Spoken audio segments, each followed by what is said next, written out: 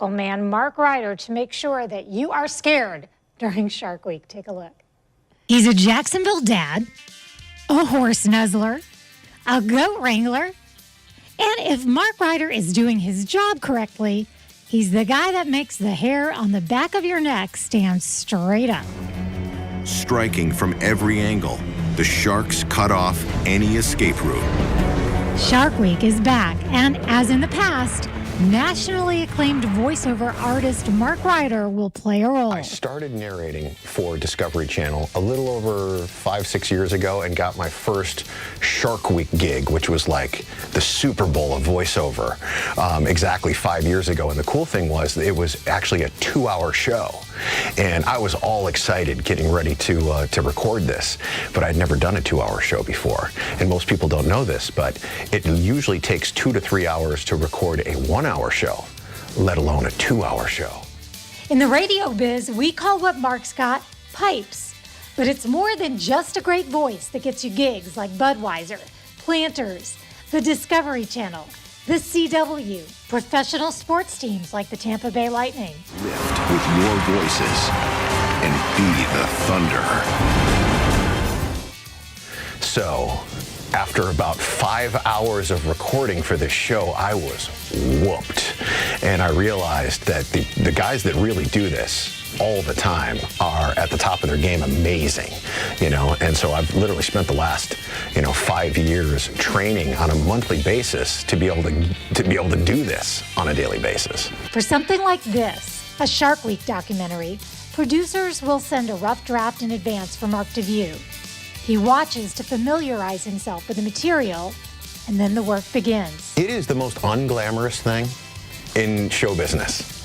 Because usually it's a pretty intimate affair. It involves the writer, maybe the producer, and an audio editor who are listening usually from different remote locations.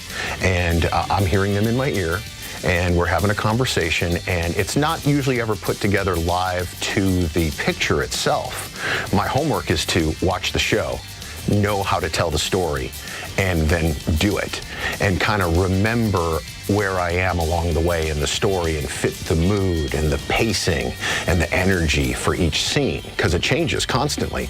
Nobody ever wants to hear the same monotone thing all hour long. It will sound boring, right? So it's my job as the narrator to bring that story to life. Not every job falls into Mark's wheelhouse. I narrated a sexy novel. And it's on Audible, and I will not tell you how to find it or where to find it. All I know is that it made me very uncomfortable reading the words that I was reading. I bet you'd love it. Hey, you don't know me. Well, actually, maybe he does. You see, Mark and I go way back to when he first arrived in Jacksonville to host the Mark, Ginny, and Dahmer show on what was back then Rock 105. He was a radio guy. But now, as his own boss and an extremely successful voiceover talent, he and wife Danielle could have chosen anywhere to live. I moved to Jacksonville 15 years ago now? 15, 20 years ago, and fell in love with it and made tons of friends here. And when we had the chance to put our flag anywhere in the country, the St. Johns County school systems are amazing. We have 2 young kids, and we had friends and family here, and you get so much for your money that it was kind of like a no-brainer for us to come back and make this our home. We've got everything from goats to birds to horses to dogs, and I like to care for things in my life. Riley, my oldest, 16, literally just took him for his driver's test this week, and the kid's amazing. Was born with a neurological disease and a hearing issue, and has since gone on to do amazing things like get all A's in honors classes through his now going into his junior year of high school at Bartram. And then there's Emerson, my little 5-year-old Spitfire, red-haired, high-strung Australian work dog. And every morning he gets up with me at the crack of the crack, and we go out and we feed the horses together, and he cleans out his own horse's stall and does a phenomenal job each morning of only mildly complaining. You may notice we're not the only ones documenting this interview. Emerson likes to video everything going on around him.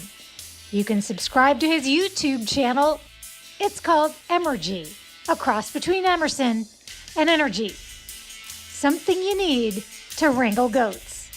Hey, watch this. Emerson, wrangle Sig. So keep an eye out for Emerson and an ear out for Mark. And kudos to him, because finding that perfect balance between bringing the excitement and just way overdoing it isn't easy. In the voiceover business, this is what we call overacting. But how safe are they? See, now that was good. You can catch Mark narrating Monster Under the Bridge, part of Shark Week, on the Discovery Channel. News 4